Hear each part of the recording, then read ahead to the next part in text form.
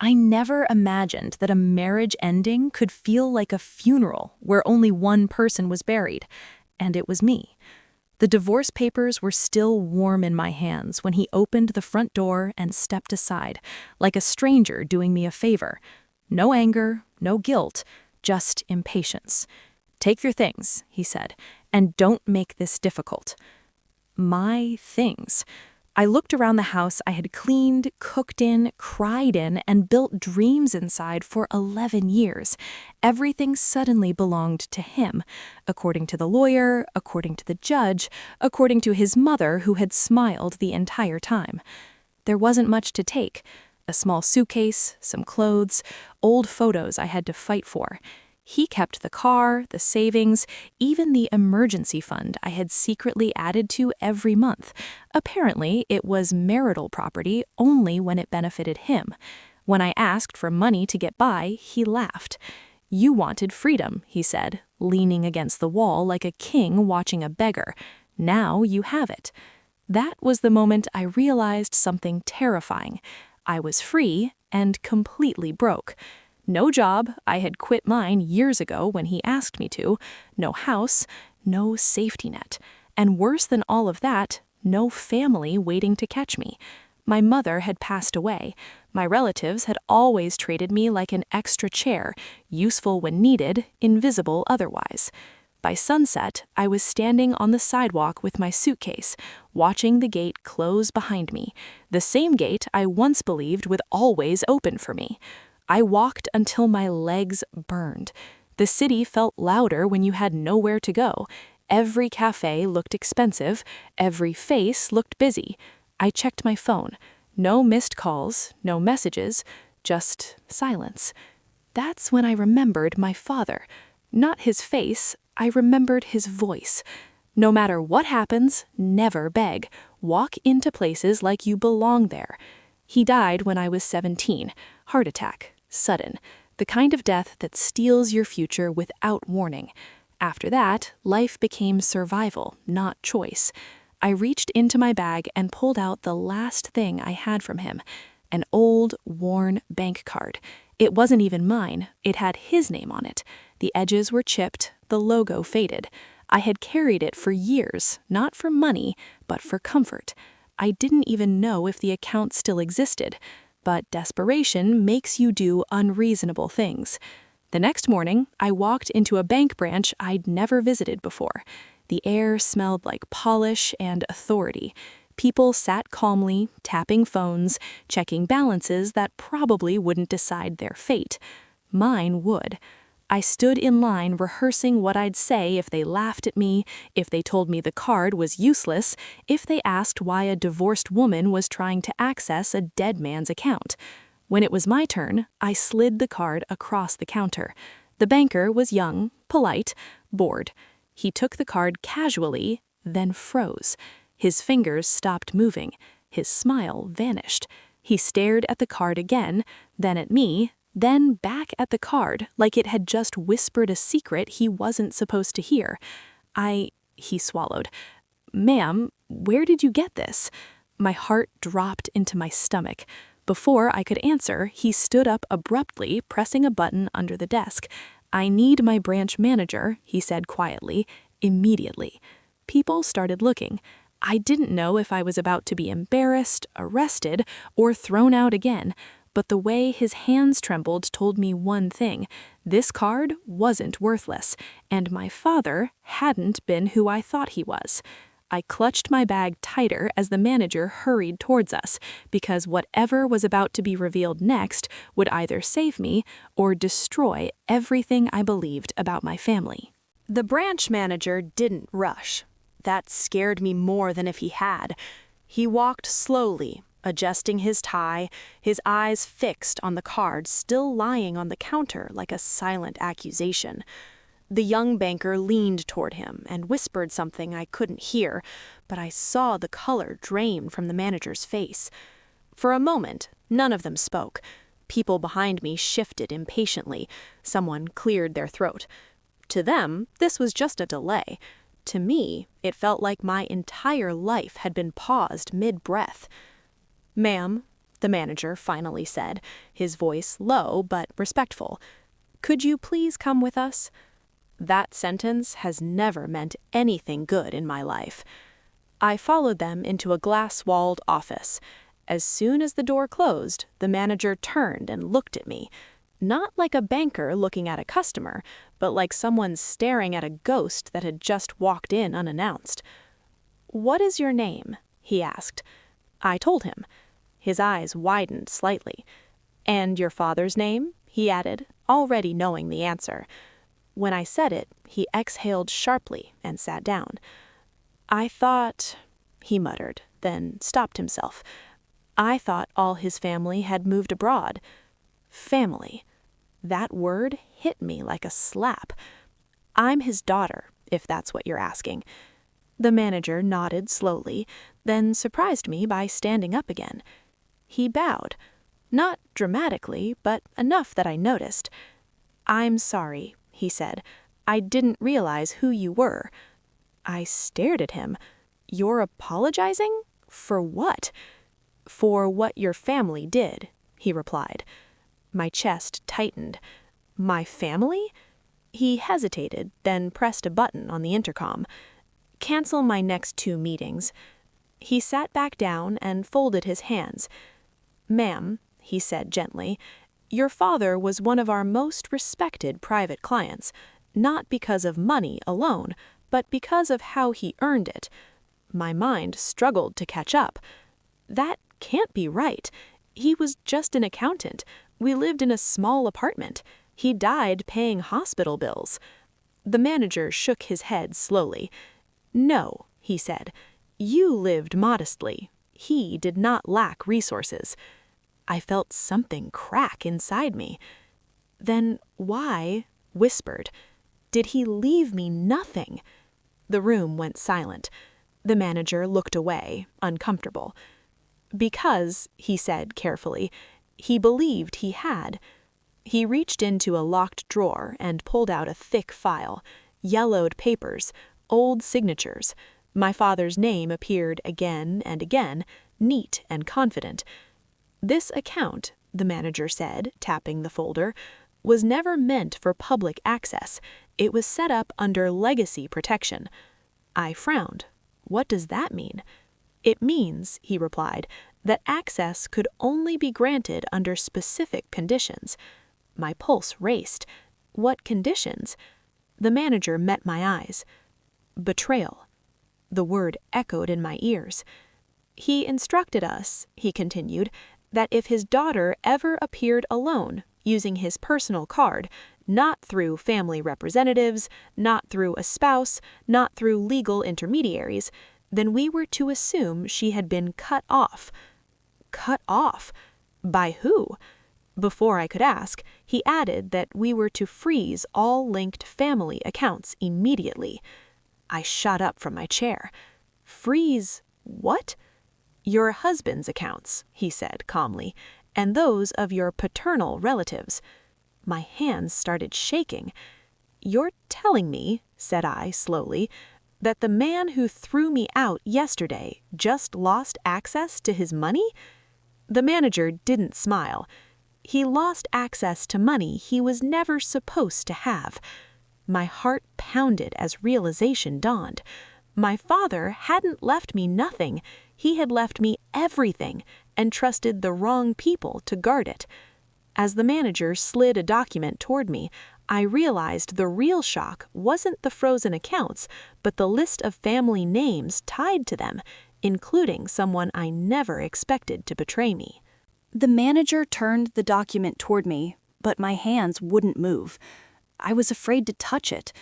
The paper looked ordinary, black ink, neat columns, but I knew the moment I read those names, something irreversible would happen. There are truths you can survive not knowing. Once seen, they burn themselves into you. "Take your time," the manager said quietly. I didn't. I leaned forward and read. My ex-husband's name was there, of course. That one didn't surprise me anymore. What hurt was how many others followed. My uncle, my aunt, 2 cousins I grew up with. And then my breath caught. My stepmother, the woman who had hugged me at my father's funeral, the one who told me, "Your father would want you to trust us," the same woman who insisted on handling the finances because I was still young and grieving. My vision blurred. "So, all this time," I whispered, "they were using his money?" The manager nodded once. "Your father created a trust structure," he explained. "It allowed limited access to family members for education, housing, emergencies, but ownership never transferred." "Then how did my husband get access?" I demanded. The manager's jaw tightened. "Marriage," he said, "and signatures you didn't know were authorizations." I felt sick. Images flooded my mind. Papers he'd asked me to sign without reading, late at night when I was exhausted. Just routine stuff, he'd said. "You trust me, right?" I had. "I want to know how much," I said suddenly. The manager hesitated. "Ma'am, how much did they take?" I repeated, my voice sharper now. He turned the screen toward me. The number didn't make sense at first. Too many zeros. My brain refused to accept it. Then it did. My chest tightened as if someone had wrapped a rope around my lungs. "That's impossible," I said hoarsely. "We lived paycheck to paycheck." "You did. They didn't." I laughed then. Once. Short and broken. All those years I blamed myself for not being enough, for needing help, for feeling like a burden. And all along I had been funding my own humiliation. "What happens now?" I asked. The manager folded his hands. "Per your father's instructions, the assets are temporarily frozen until the rightful heir appears." "That's me," I said. "Yes," he agreed, "but there is more." My stomach dropped again. He also requested a personal meeting if this day ever came. "With who?" I asked. "With him," the manager said. I frowned. "My father is dead." The manager stood and walked to a cabinet I hadn't noticed before. He unlocked it and pulled out a sealed envelope. My father's handwriting stared back at me, steady, unmistakable. "This letter," the manager said softly, "was written 2 months before your father passed.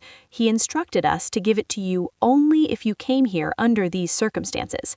My fingers shook as I took it. The room felt too small, too quiet. "Can I read it now?" I asked. He nodded. I broke the seal. "My dearest daughter, if you are reading this, it means I failed you in one way, by trusting people who loved my money more than they loved you." Tears fell onto the page. "I hope you forgive me. What you are about to learn will hurt, but it will also free you." I looked up, barely breathing. "What did he mean?" I asked the manager. He didn't answer. Instead, he said, "There's someone else you need to meet, someone who helped your father build all of this." "Who?" I whispered. The manager's eyes darkened. "The man your family made sure you never knew existed." As the office door opened behind me, I realized the deepest betrayal wasn't my marriage, it was the life my family stole from me before I was old enough to protect it. I didn't turn around right away. Some instinct told me that whoever had just entered that office would change the shape of my past. Once you put a face to a secret, it stops being a rumor and becomes a wound. "Take a seat," the manager said to the newcomer. Only then did I look. He was older than I expected, late 60s, maybe early 70s, sharp posture, calm eyes that studied me with something between caution and regret. He wore no expensive suit, no flashy watch, but there was authority in the way he carried himself, the kind that didn't need to announce its presence. When our eyes met, his expression softened. "You look like her," he said quietly. My throat tightened. "Like who?" "Your mother." The room tilted. I gripped the chair to steady myself. No one ever spoke about my mother like that, not with warmth, not with memory. "You knew my parents?" I asked. The man nodded. "I knew your father better than anyone." The manager cleared his throat. "This is Mr. Halim," he said, "your father's business partner." Partner. That word alone cracked something open. My father was an accountant, I said automatically. Halim gave a small, sad smile. That's what he wanted the world to believe. I let out a bitter laugh. Was he secretly a prince too? Halim didn't laugh. He was brilliant, he said, and careful. He built companies quietly, invested through layers of trusts, and stepped away before greed could touch him. My head throbbed. Then why did we live like we were struggling? I demanded. Halim leaned forward. Because the moment your family learned what he had, they began circling him like wolves. I froze. Your uncle pressured him constantly, Halim continued. Your stepmother convinced him that wealth would corrupt you, that simplicity would protect you. I felt rage coil in my stomach. She told me money was dangerous. She said my father wanted me humble. Halim's eyes hardened. She wanted you dependent. The room fell silent. Before your father passed, Halim went on, he discovered unauthorized withdrawals, large ones. When he confronted them, they turned on him. My heart pounded. Turned how? They threatened to cut you off, Halim said, emotionally, socially. They said if he exposed them, you would be isolated. I inhaled sharply. So he chose silence, I said. Yes, Halim replied, and protection. I clenched my fists. Protection that left me married to a man who used me and divorced with nothing? Halim winced. He believed the system he built would activate before that. The manager spoke carefully. Your father didn't expect your husband to act so quickly. That hurt more than anything. I threw me out the same day the divorce was finalized, like trash. Halim looked at me for a long moment. Then the timing is unfortunate for them. What do you mean? I asked. Halim reached into his coat and pulled out a slim folder. Your father scheduled a final transfer, he said. It was delayed due to legal restrictions. My pulse spiked. Delayed until when? Until the moment you were legally no longer tied to your husband. The air left my lungs. You're saying, I whispered. Halim nodded. The divorce finalized your independence, which means the restrictions are now lifted. The manager slid another document toward me. This authorizes full recognition of you as sole beneficiary, he said, effective immediately. My hands hovered above the paper. For years I had begged for scraps of respect, for permission to exist, and now, with one signature, everything could change. But something still felt wrong. If my family finds out, I said slowly, they won't stay silent. Halim's mouth tightened. They already know, he said. The account freeze sent alerts. My phone buzzed on the desk. Once, twice, again. I didn't need to look to know who it was. As my phone lit up with missed calls from the people who abandoned me, I realized the war hadn't just begun, it had been waiting for me to wake up. I didn't answer the phone. Not the first call, not the fifth, not even when the name Auntie flashed on the screen.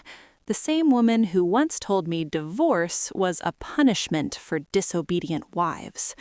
I turned the phone face down and signed the document. The pen felt heavier than it should have, like it carried the weight of every night I'd cried myself to sleep wondering what I'd done wrong. When I finished, the manager stamped the paper, final and loud. It's done, he said. You are now the sole controller of the estate. Sole. The word didn't feel powerful yet. It felt unreal. Halim stood. You should leave through the private exit, he advised gently. Things may escalate quickly. He wasn't wrong. By the time I stepped outside, my phone was vibrating nonstop. Missed calls turned into messages. Messages turned into voice notes. Where are you? We need to talk. This is a misunderstanding. You're family. Don't do this. Family. The word felt hollow now. I took a cab to the cheapest hotel I could find, not because I needed to save money, but because I wasn't ready to feel rich. I needed one more night of familiarity, one more reminder of where I'd been. I had just sat on the bed when there was a knock at the door. Sharp, urgent. My heart pounded. I checked the peephole. My stepmother stood there, hair perfectly styled, eyes red like she'd practiced crying in the mirror. Behind her, my uncle, my cousin, even my ex-husband standing a step back, arms crossed like he still had a right to be there. I didn't open the door. "Sweetheart," my stepmother called softly, "please, we're worried about you." I laughed, quietly, bitterly. Worried. "You threw me out," I said through the door. "All of you did, yesterday." "That was emotional," my uncle snapped. "Things were said." "I slept on a bench," I replied calmly. "Things were done." Silence. Then my ex-husband spoke. "Let's not make this ugly. We can fix this." I felt something cold settle in my chest. "You already fixed it," I said. "You fixed it when you chose money over me." My stepmother knocked again, harder. "Open the door. You're being manipulated. Your father wouldn't want this." I pressed my forehead against the wood. "My father built a system, specifically because he knew you would say that." That's when the mask fell. "You ungrateful girl," she hissed. "Do you know what we sacrificed raising you?" I opened the door then. Not wide, just enough for them to see my face. Calm, steady, done. "You didn't raise me. You managed me," I said. My ex-husband stepped forward. "Half of that money is marital property." I smiled for the first time. "Check your accounts," I said. His phone buzzed.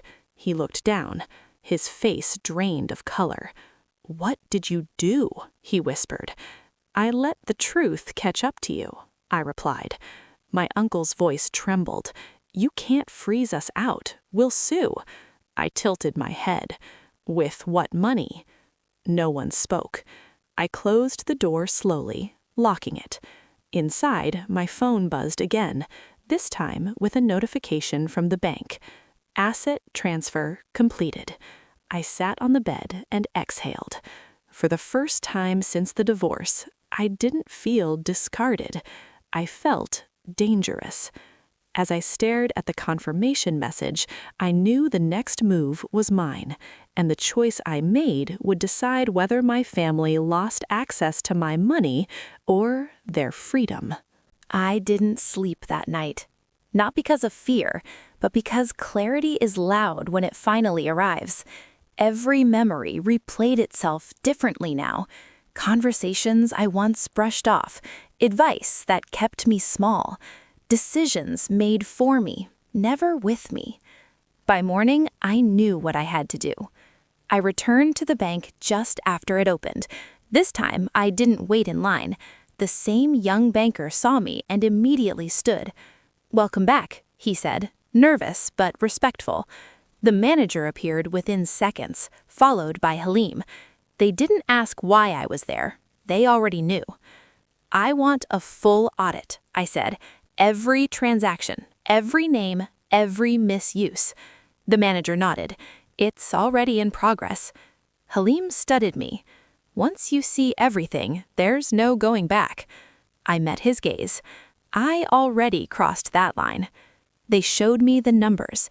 Education funds redirected, medical allowances used for vacations, properties registered under relatives' names, purchased with my father's money. And then there was the one that made my stomach drop. A shell company, registered to my ex-husband, signed by my uncle, approved by my stepmother. "That's fraud," I said. "Yes," the manager replied, "and documented." My hands shook, not from shock, but from rage that had finally found its shape. "What happens if I press charges?" I asked. The room went quiet. Halim answered carefully. "There will be investigations, asset seizures, possible arrests." Family, blood, faces from childhood flashed in my mind. Birthday parties, forced smiles, hands that fed me while quietly stealing my future. They never saw me as family, I said softly, just an access point. Halim nodded. Then you don't owe them protection. I signed the authorization. By noon, the calls started again, but this time they sounded different. No anger, no entitlement, fear. My cousin left a voicemail crying. My aunt begged me to reconsider for the sake of peace. My ex-husband sent a single text. We can negotiate. I deleted it. That evening, Halim invited me to his office, my father's old office, the place he'd quietly owned but never used publicly. The desk was still there, the chair, even the faint scent of old paper and polish. He used to sit here and talk about you, about the life he hoped you'd choose freely. I swallowed hard. I wish he'd trusted me sooner, I said. He trusted you. He just didn't trust them. A week later, the news broke quietly. No headlines, just legal notices and sealed cases. Accounts frozen permanently. Properties under review. Travel restrictions imposed. They showed up again. This time, not at a hotel, but at my new apartment.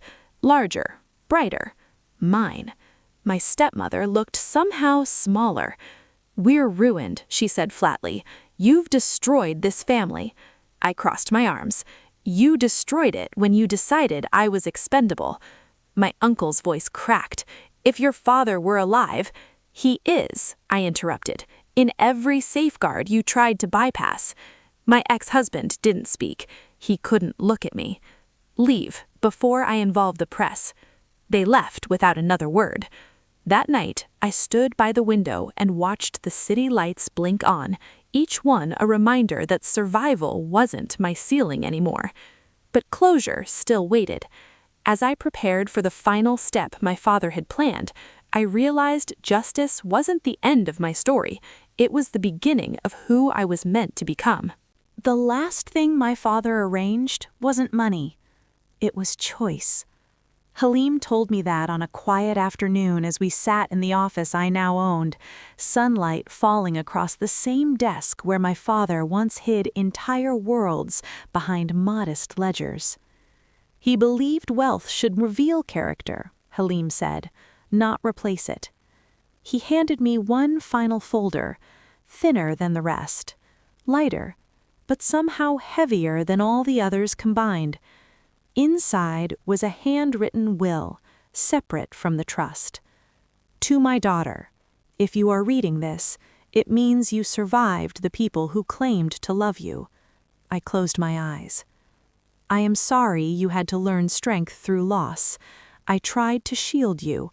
In doing so, I underestimated you." Tears blurred the ink. "Everything they took can be replaced. What matters is what you choose to become now that no one owns you." At the bottom was a single instruction: dissolve the trust within 1 year or reshape it entirely. He hadn't chained me to his empire. He had handed me the key and left the door open.